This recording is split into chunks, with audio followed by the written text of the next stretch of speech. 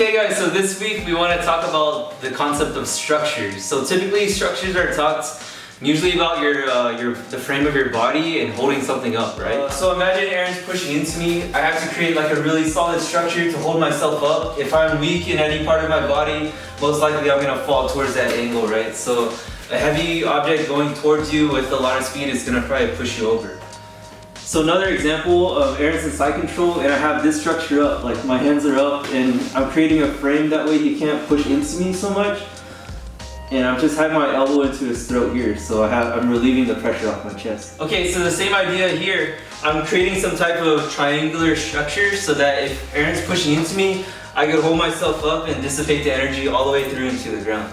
So now we want to introduce a concept for structure that hasn't been touched upon before. So all of the structures that I showed you before was more like a rectangular structure, something like this. So if Aaron was pushing into me or a heavy force is going towards you, it's kind of like you have to hold them up, right? So let's say I'm here, I created some type of wall or rectangular structure. My structure is good, but imagine what my hands are looking like. It's like a straight line, right? So it's pretty much I'm trying to hold up his weight, and if he's stronger than me, eventually I'm gonna topple over. Instead of a square structure, you create something like a angled structure or a circular structure. So these rounded edges is going to allow the opponent to go around you or even for you to spear right through him.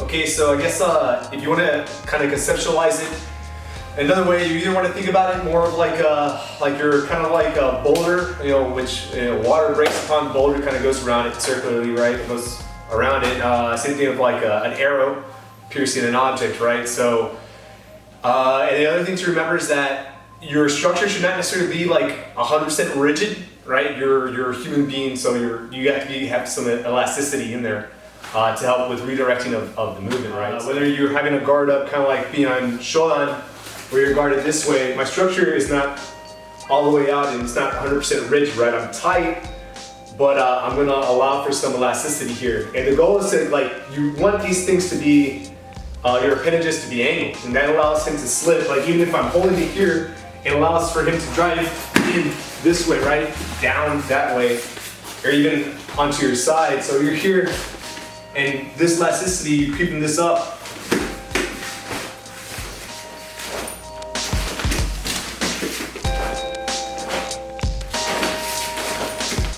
One last example to give you another idea of this concept is imagine wherever your hands are pointing, at the ends are lines that travel infinitely to where the angle is. So if my angle is straight up and down, my lines are going to go straight up and down, and it creates this type of straight wall.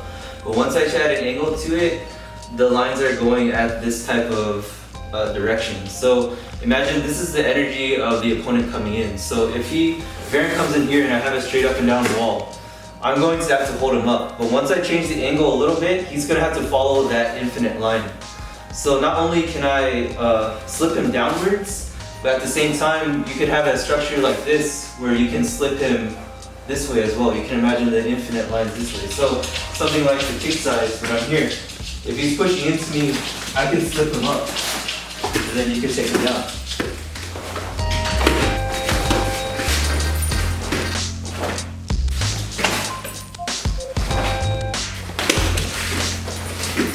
I want to emphasize the point that creating these structures is not just for in the clinch or not in the clinch. It's a concept that can be applied in every instance. So whether or not you're trying to redirect a constant force that's being put upon you this way by instead of doing this, creating an angle so he comes off, that gives you a better point of leverage, or if you're receiving a technique like a haymaker or a punch that allows you to slide and slip and again create that thing. So we're gonna show you guys a couple drills we do. It's again, we're adding some free form type of resistance to this. We're not going 100%, we gotta help each other out and learn, right? So the first one here, I'm going to be throwing different attacks at my partner, and he's gonna create a structure to slip past it or slip through it.